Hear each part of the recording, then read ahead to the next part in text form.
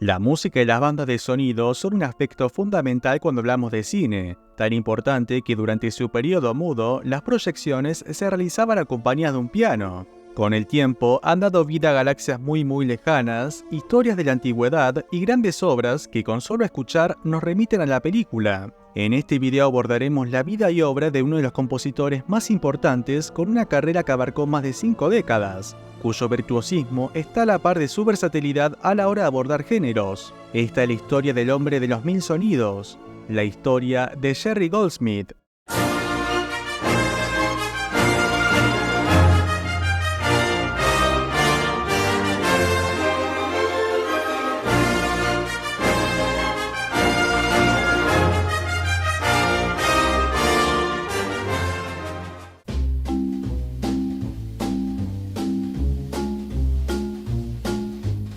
Gerald King Goldsmith, más conocido como Jerry Goldsmith, nació un 10 de febrero del año 1929 en Los Ángeles. Hijo de una familia de inmigrantes rumanos y judíos, en sus inicios no lo tendrían para nada fácil, ya que el pequeño Jerry llegaba al mundo en plena crisis económica de Wall Street. Su madre Tisa, maestra de escuela, y su padre Morris, ingeniero, harían todo lo posible para cubrir las necesidades de su hijo. Según supo más tarde el compositor, varias noches saltándose comidas para que su hijo pueda cenar. Pero si hay algo que no faltaba en la casa de los Goldsmith era la música, conservando la rica tradición de melodías yiddish, despertando el interés del joven. A los 6 años de edad, Jerry iniciaba sus estudios en piano como pasatiempo. A los 11 estudiaría con el compositor polaco Jakub Mimpel y a los 16 lo haría con el italiano Mario Castelnuovo Tedesco, uno de los grandes nombres de la ópera que en Estados Unidos trabajaba para el Metro-Goldwyn-Mayer. Además de Goldsmith, este sería parte de la formación de otros grandes nombres como Henry Mancini, Hermann Einstein y John Williams. Estaba claro para el joven Jerry que la música empezaba a ser algo más que un pasatiempo. Otro de sus intereses era el cine, siendo un ávido asistidor de cine Leimert, donde a la edad de 16 años vería una película que cambiaría su vida por completo. He is Alfred Hitchcock, the famous director, whom you are not likely to forget after you see Spellbound.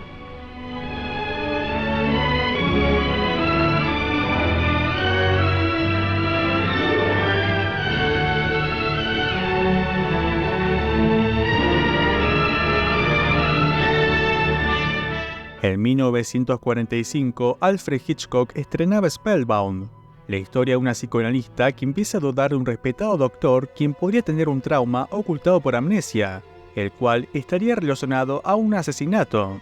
Goldsmith quedaba maravillado ante la belleza de Ingrid Bergman, así como de la banda de sonido compuesta por Miklos Rozsa, donde integraría aspectos clásicos y novedosos como el uso del theremin, esto para trazar una diferencia entre consciente e inconsciente.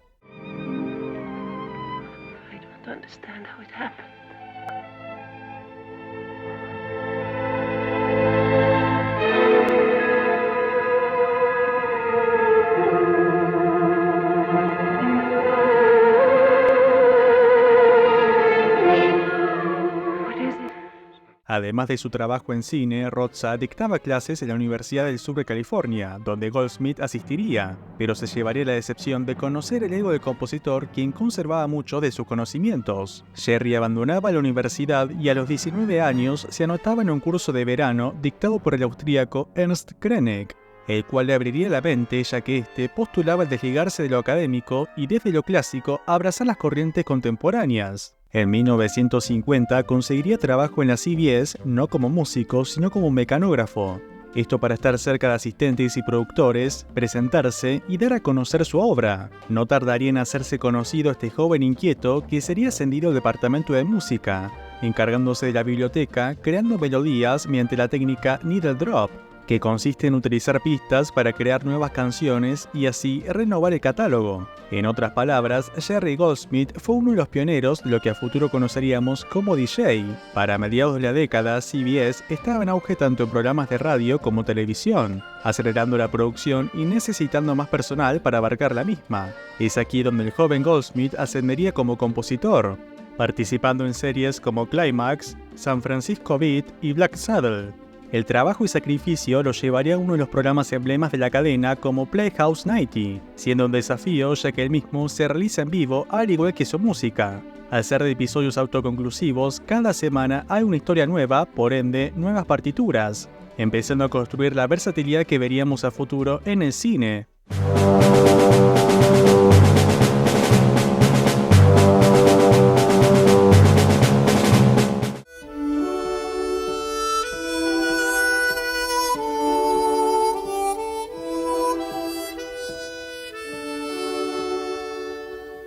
En Playhouse 90 conocería a uno de los productores y guionistas del programa como Rod Serling, quien pensaría en Goldsmith para ambientar una dimensión desconocida. A pesar de que Bernard Herrmann era el principal compositor de la serie, Goldsmith sería su reemplazante, participando en episodios icónicos como The Invaders,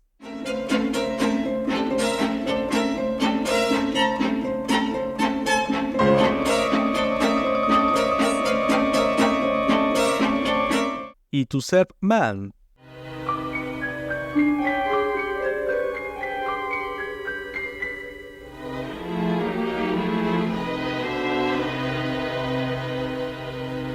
Estaba claro que el salto al cine era inevitable, realizándolo en 1957 mediante el western Black Patch, donde Goldsmith sería parte de aquella nueva generación de compositores que traería otra perspectiva a la hora de interpretar la imagen mediante el sonido. Tomemos como ejemplo otro western del mismo año como Duelo de Titanes, cuya composición estuvo a cargo de Dmitri Tiomkin, compositor más que establecido en Hollywood.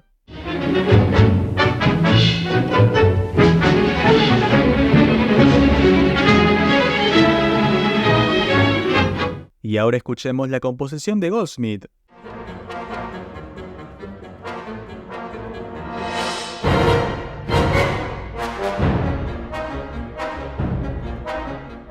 En la década del 60, el compositor se haría un nombre en la industria recibiendo las primeras nominaciones de la Academia. En 1962 colaboraría en Freud, película dirigida por John Huston y protagonizada por Montgomery Clift, donde el compositor utilizaría diversas pistas y a la vez instrumentos eléctricos. 1965 recibiría la segunda nominación por A Patch of Blue, donde tendría un acercamiento más al jazz, y en 1967 sería la tercera mediante el film bélico The Sun Peebles. En paralelo, no dejaría de lado su presencia en series, componiendo The Loner, Thriller, serie icónica presentada por Boris Karloff,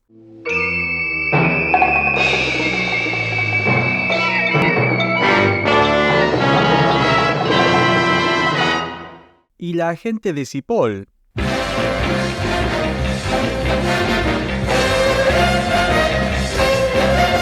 En 1966 compondría una particular banda de sonido en Seconds de John Frankenheimer, ambos conocidos en Playhouse 90. La película, protagonizada por Rock Hudson, cuenta la historia de un hombre agobiado por lo cotidiano que contacta a una organización, la cual puede dar una nueva identidad rejuvenecedora como el Sr. Hamilton, pero aquel mundo feliz no resultaría del todo cierto, haciendo que nuestro protagonista tenga una crisis de identidad.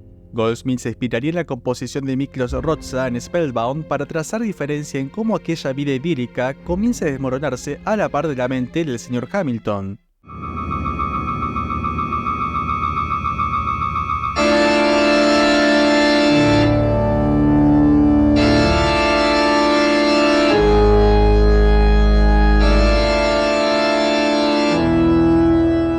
Pero si hay una película cuya composición es icónica en su carrera, esa es indudablemente El planeta de los simios de 1968.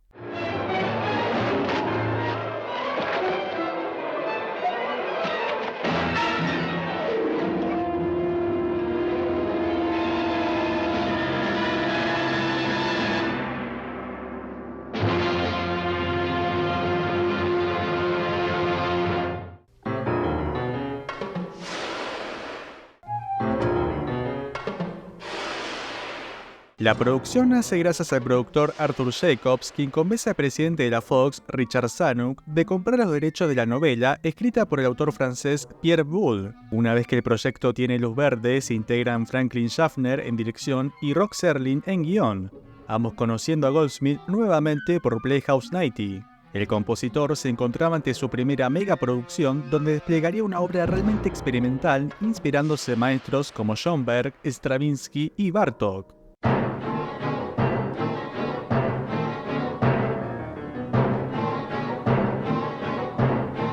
utilizando atonalidades para marcar la diferencia entre humano y simio, donde la barbarie está representada en caos.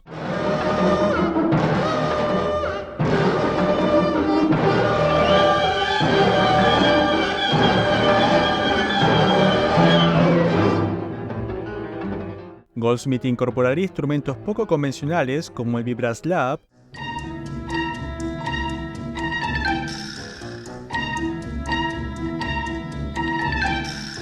cuica brasileña, instrumento cuyo sonido se asemeja a un simio,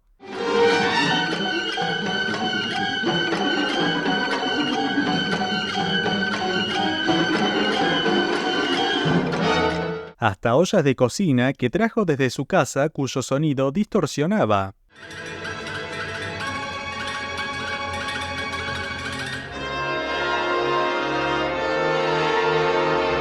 Además de sugerirles a algunos músicos de tocar sus instrumentos de manera distinta, como el caso del violín, donde el arco no se desliza sino que se golpea. Pequeños detalles que construyen este mundo que nos resulta familiar, pero con el correr de la película no es la tierra que conocemos. Una increíble banda de sonido que nos transmite confusión y un constante agobio ante la cacería que sufre el personaje de Charlton Heston. Un trabajo realmente atrevido que rompió esquemas. Claro está, la película tuvo su nominación a Mejor Soundtrack, pero sorpresivamente no tendría el tan ansiado Oscar, siendo ese año para The Lion Winter de John Barry.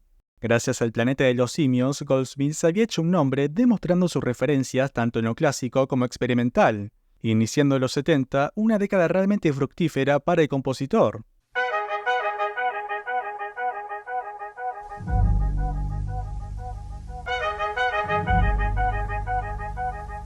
La dupla Schaffner-Goldsmith volvería a repetirse en Patton, película sobre uno de los generales más importantes de la Segunda Guerra Mundial, donde el compositor utilizaría Echoplex en las trompetas para aquel icónico sonido del film, además de la marcha de general que trascendió la película utilizándose en desfiles militares.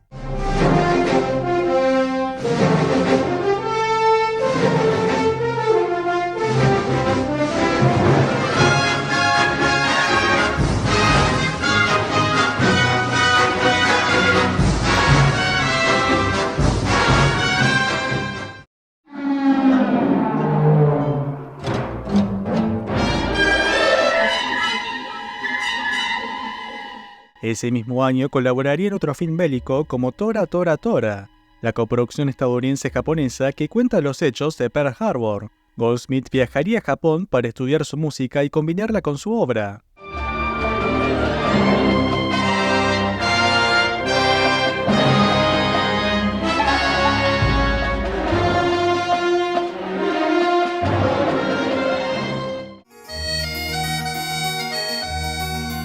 En 1973 compondría una de sus obras más importantes en Papillon, repitiendo dupla con Schaffner, la película protagonizada por Steve McQueen y Dustin Hoffman, donde interpretan a dos prisioneros en la Guayana francesa y sus múltiples intentos de escape. El director le pediría al músico economizar la banda de sonido, haciendo que componga 40 minutos para una película de 2 horas y media, cuya presencia sutil represente las ansias de libertad,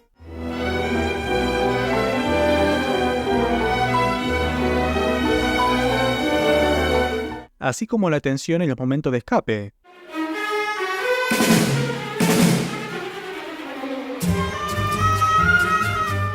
En paralelo a su carrera cinematográfica, continuaría trabajando en series de televisión.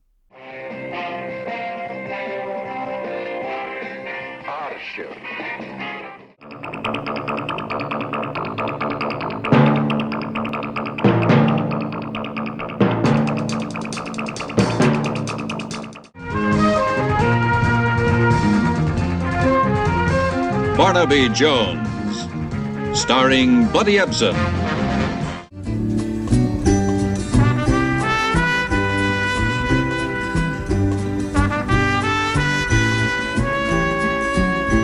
En 1974 compondría una de sus mejores obras, adentrándose en Los Ángeles durante los 30. Dirigida por Roman Polanski y protagonizada por Jack Nicholson, esto es Chinatown.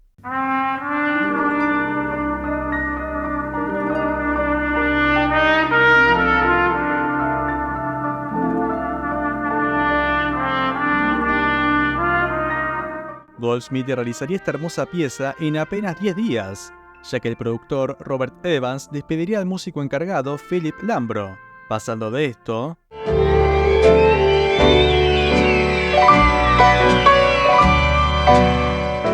a esto.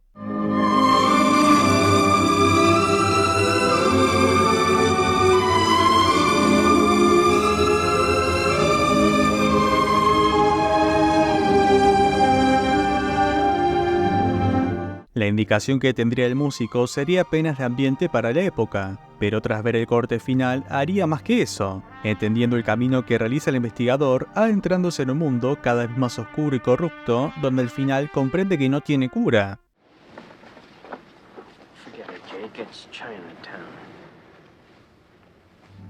Nuevamente sería nominado por la Academia, pero sin el tan ansiado Oscar. Parecía que el músico ya había probado todo: ciencia ficción, drama, bélico y película de época. Pero curiosamente, sería el terror mediante el cual tocaría el cielo.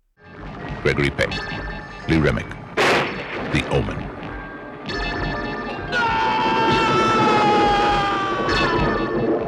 If this is the truth, where does it end?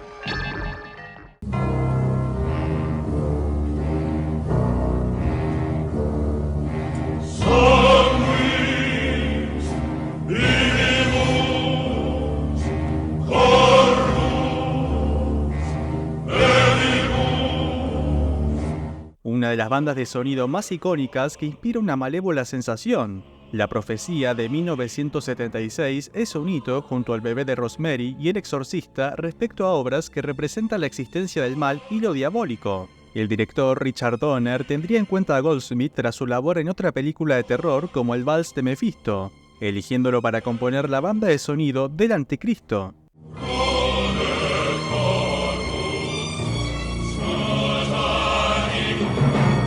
La partitura presenta un fuerte segmento coral en el tema Ave Satani, cantado en latín. El músico se inspiró durante una noche de insomnio donde declaró el haber escuchado voces. Además podemos notar cómo a medida que avanza el film, la banda sonora deja de ser armoniosa, donde Damien empieza a manifestar su naturaleza.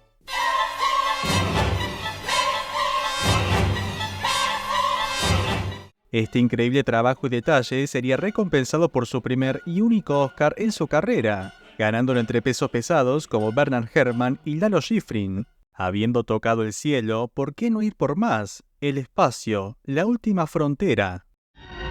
The human adventure is just beginning.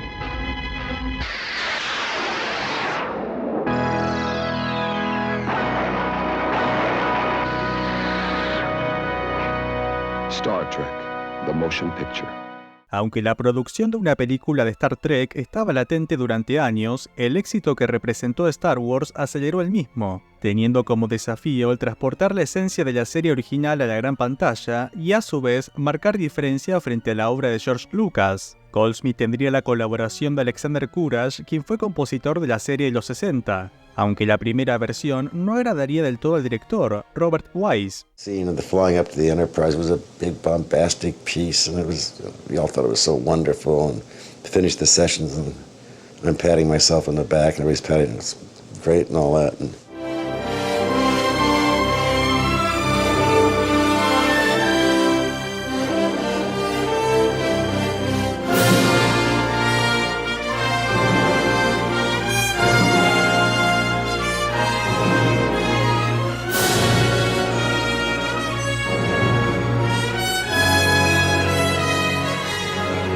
he couldn't really articulate what was bothering him. He instinctually knew what was bothering him, but he couldn't say what was bothering him. So I said, we got to do that all over again. And so I was crushed. Those were pretty frightening moments. Those are the type of moments where if you were going to start having a breakdown, that's when you were going to start doing it. I said, well, what's bothering you? And he finally said, there's no theme. And I started thinking, theme? Oh, it was a love theme. I'd written the love theme. But I mean, there was no Star Trek theme. Yeah, when we took a little break and Jerry went away, and while we were doing some more work on the film and whatnot, and then he came back with his revised score. We had rehearsed this, and I had two pianos in the living room, and we played it for him on the two pianos.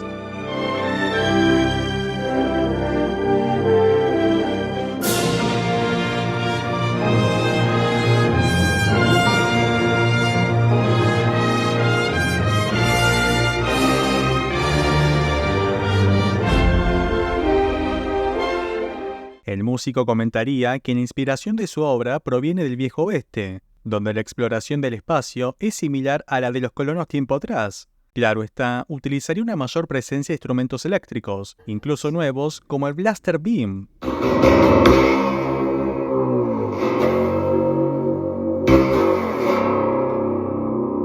Este consiste en una serie de cables tensados sobre un armazón de metal que se toca golpeando sobre ellos con palos y tubos, lo que produce un sonido grave y algo siniestro. Goldsmith utilizaría el Blaster Beam en las escenas de los Klingons, así como en la misteriosa nube.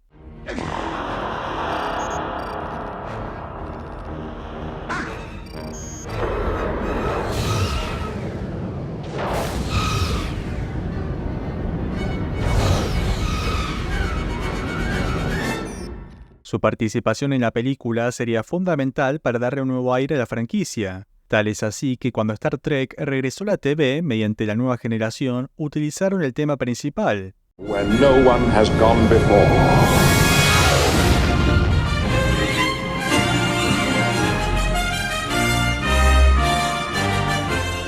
El espacio puede ser un lugar de aventura y exploración, pero también un lugar frío donde nadie puede oírte gritar.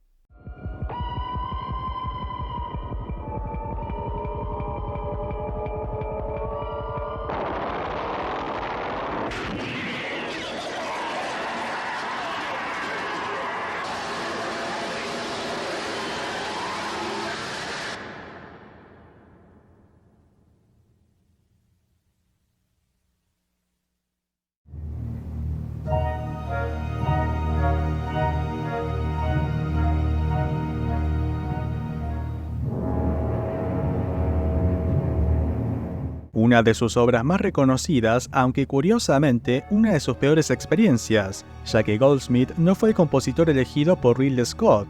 Resulta que el realizador buscaba un sonido poco convencional y de presencia electrónica, teniendo en mente al músico experimental Isao Tomita. Pero Alan Ladd Jr., presidente de la Fox, recomendaría a Goldsmith apelando a un músico más clásico y de renombre en el ambiente. Recomendación en tono de directiva, ya que había diferencias entre el presidente del estudio y el director. I always think of space as being the great unknown and not as terrifying, but questioning, and so there's an air of romance about it. And I guess I approached Alien that way. There was this air of mystery, but there was sort of a beauty to it. And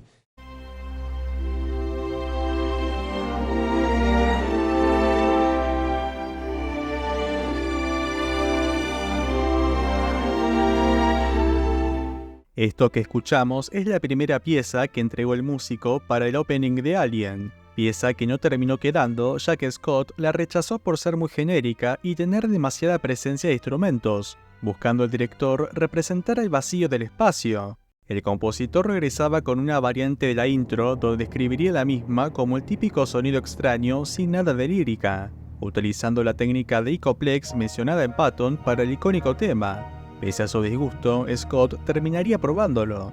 Las diferencias entre músico y director continuarían increyendo. Goldsmith se enteraría que el departamento de edición recortaba su trabajo, debido a que gran parte del film la ausencia de música es fundamental, dando pie al departamento de sonido.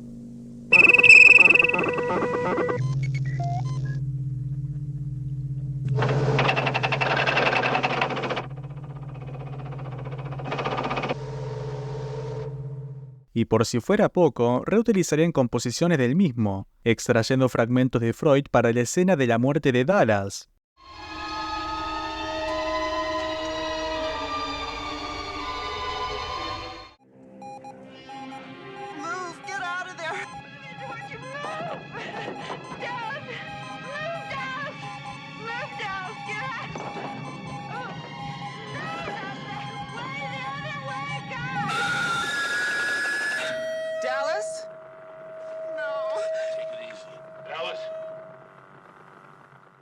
Además de que al finalizar la película, en los créditos, utilizan un tema ya existente como la sinfonía The Romantic compuesta por Howard Hanson.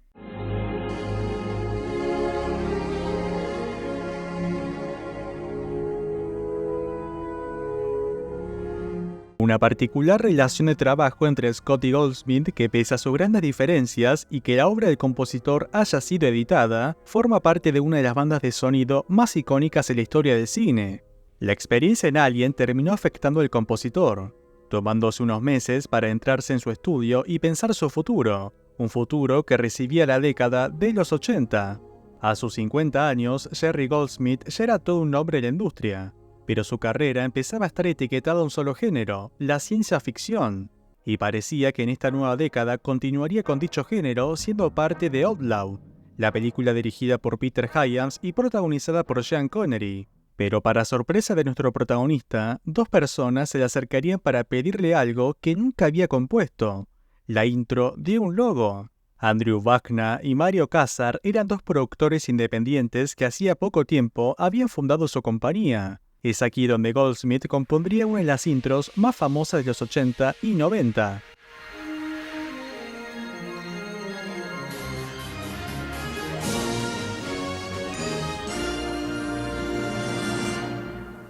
La relación entre Carolco y compositor iniciaría en 1982 con la mayor apuesta de la joven productora: la adaptación de un bestseller cuyo protagonista es un veterano de la guerra de Vietnam interpretado por Sylvester Stallone, nada más y nada menos que Rambo. Sylvester Stallone. This time he's fighting for his life. First Blood.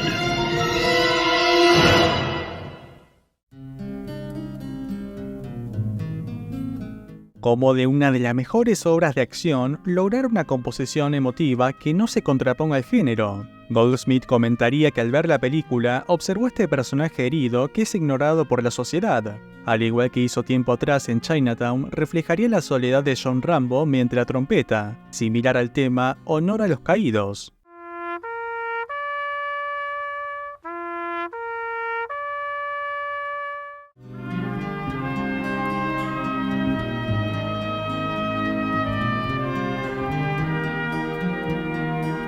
Mientras que para los momentos de acción se inspiraría en el planeta de los simios, donde en este caso el sintetizador acompaña la persecución.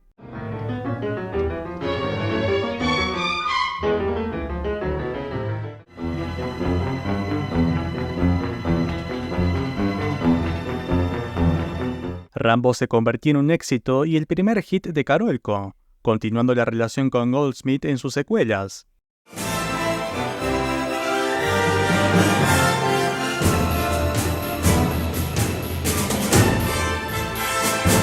En Rambo 2, donde el protagonista regresa a Vietnam, el compositor elaboraría un sonido más cercano al país asiático.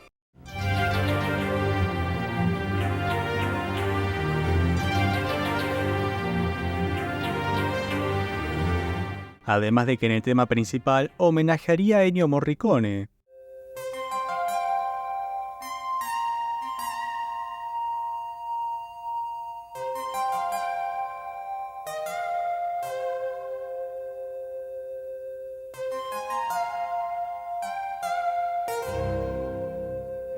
Mientras que en Rambo 3, ahora en Afganistán, continuaría esta juxtaposición entre instrumentos eléctricos y étnicos correspondientes en donde se desarrolla la película.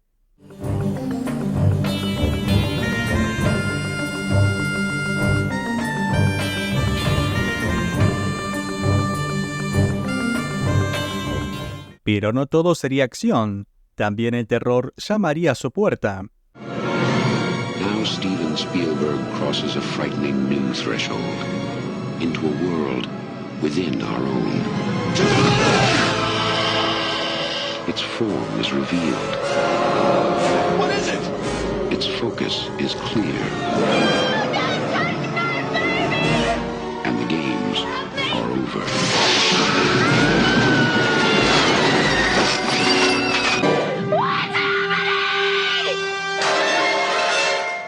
Poltergeist. It knows what scares you.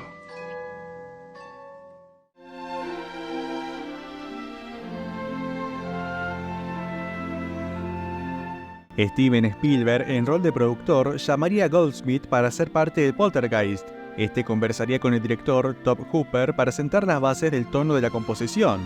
ejerciendo una labor similar a la profecía, donde al inicio acompaña aquella vida cotidiana en los suburbios, pero que prontamente empieza a mostrar su lado oscuro.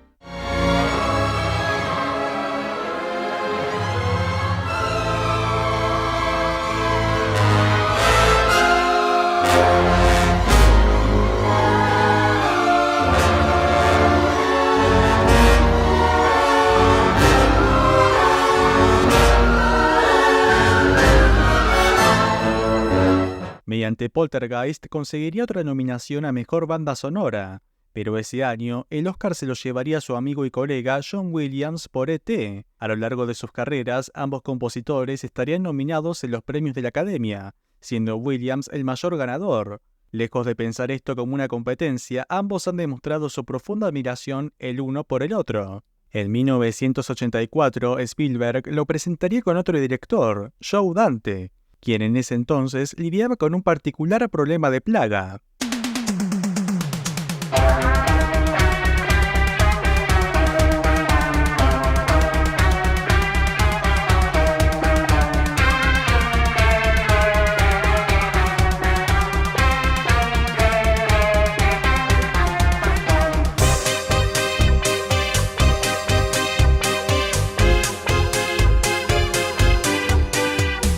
En esta ocasión escuchamos una mayor presencia de sintetizadores, declarando el compositor que buscaba transmitir un humor travieso. He understood how the music could work in all sorts of ways, not just supporting, but also become part of the sound design.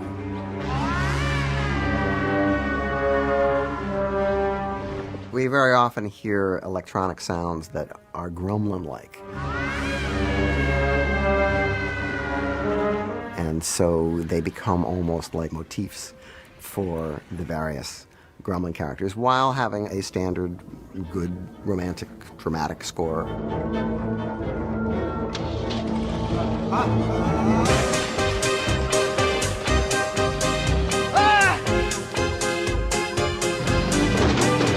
When I first heard it, it was almost funny. It sounded almost like carnival music. I said, "You sure this is what?" And he said, I think this is going to be good. And I learned to trust him. In every case, he was always right and I was always wrong. Tan buena sería la relación entre Goldsmith y Dante que el músico tendría un cameo tanto en la primera como segunda película. Una relación que continuaría a lo largo de la filmografía de Dante.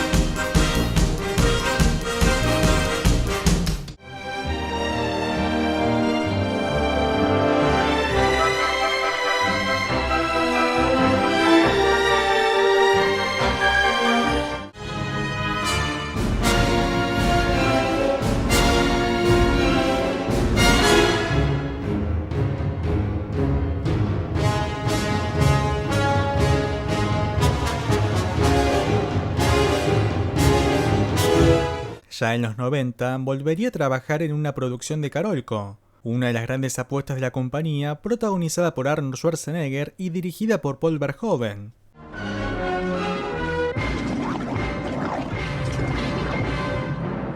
We hope you enjoyed the ride.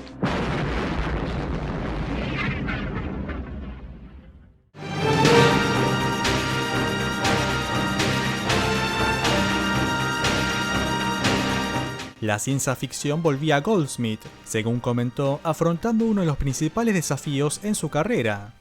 Total Recall, I sort of could go out a little bit further and try some different things and become a little bit more experimental.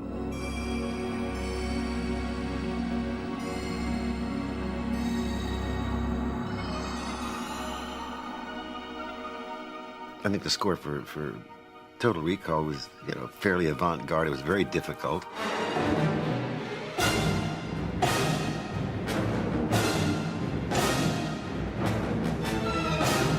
I remember reading at the time a lot of the criticism of the score was there was no theme, which was nonsense. There was a very strong theme that ran through it. It just wasn't perhaps one of those kind of things you would go away whistling or something.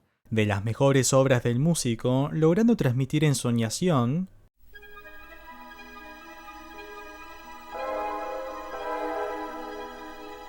y a su vez el vértigo de la acción.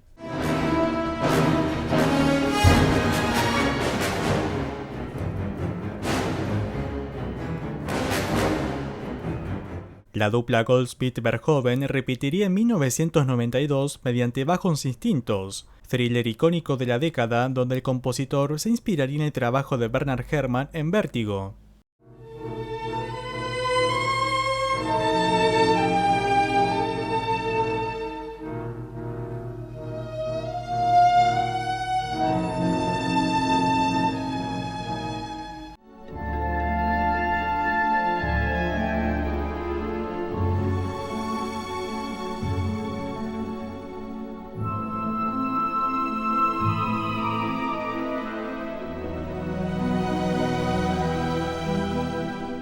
...1997 sería un año particular para el compositor.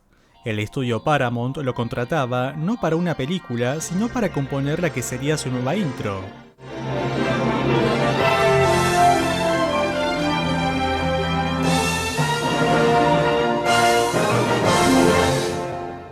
Otro estudio como Universal se sumaba al pedido, componiendo probablemente la intro más reconocida entre los estudios.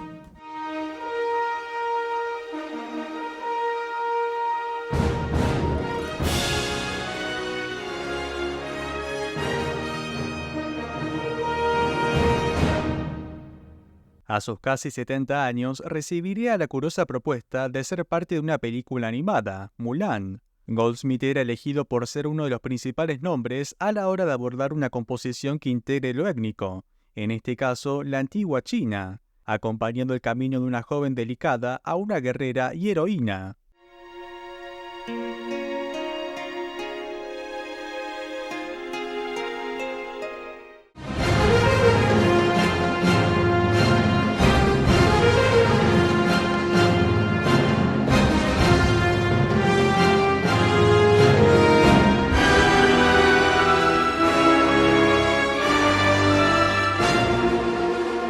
De China a Egipto. En 1999 sería parte de La Momia, la aventura dirigida por Stephen Sommers y protagonizada por Brendan Fraser, realizando una obra dinámica que acompaña la acción además de ambientar la cultura egipcia.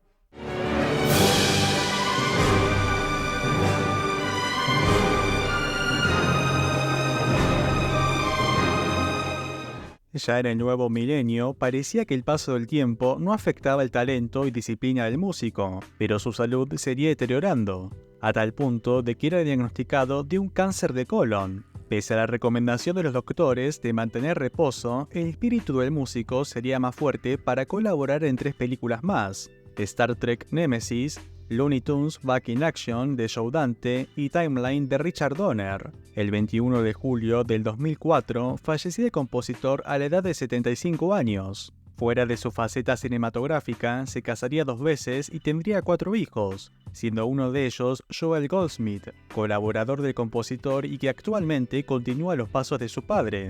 Además, sería profesor de composición en la Universidad del Sur de California, teniendo como estudiantes a futuros compositores como James Horner y Marco Beltrami, para finalizar un repaso de otras grandes obras que ha compuesto.